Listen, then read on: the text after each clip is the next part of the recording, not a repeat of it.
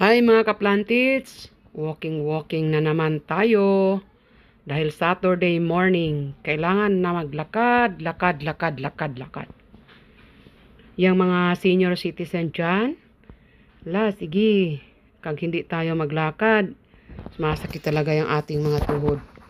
Kaya kami naman, 30 minutes talaga everyday.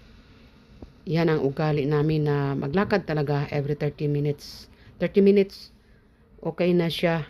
So, ganyan lang. Hindi naman siya gaanong, brisk walking lang siya.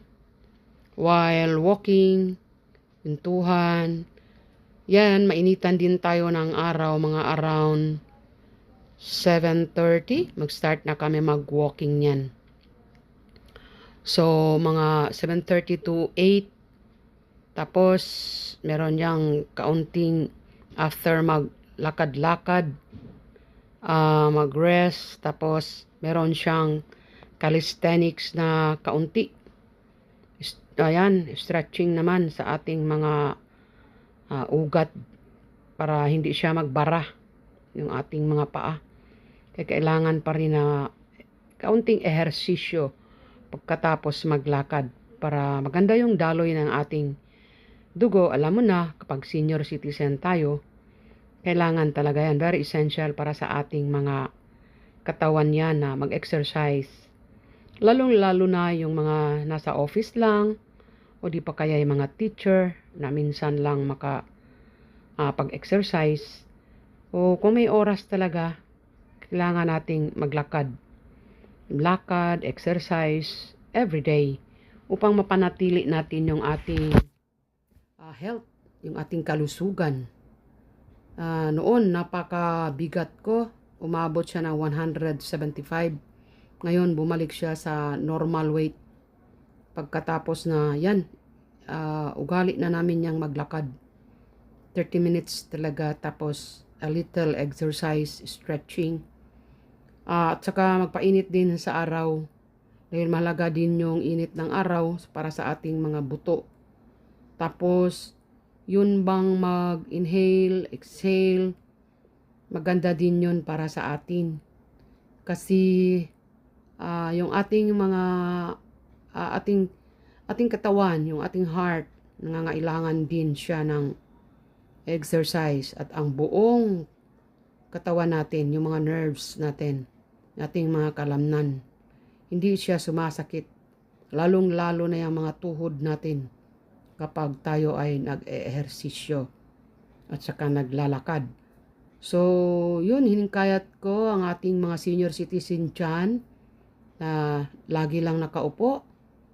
Maglakad tayo.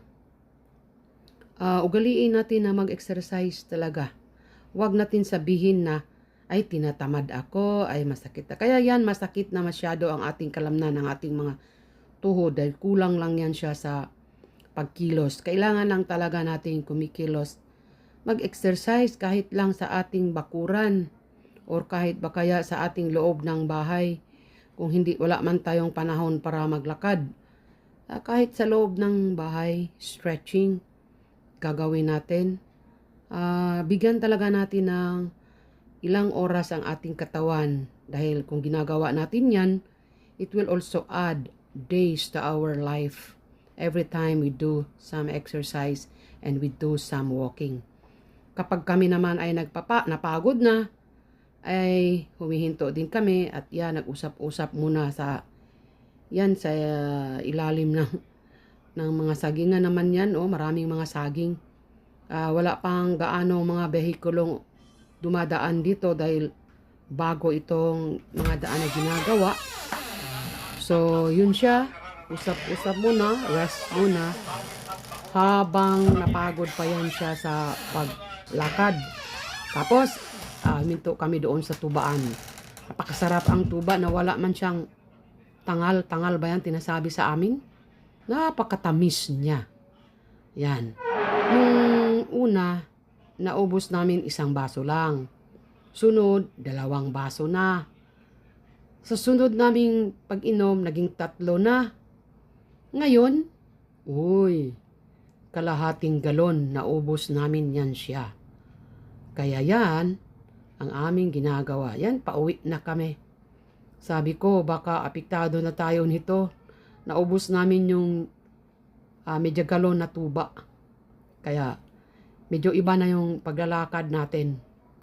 No? Na iba na siya. Pero maganda siya sa ating katawan yung tuba na yan. Wala pa yan, di pa kami nagkape. Dahil umagang-umaga naglalakad kami, nakita namin yung tuba.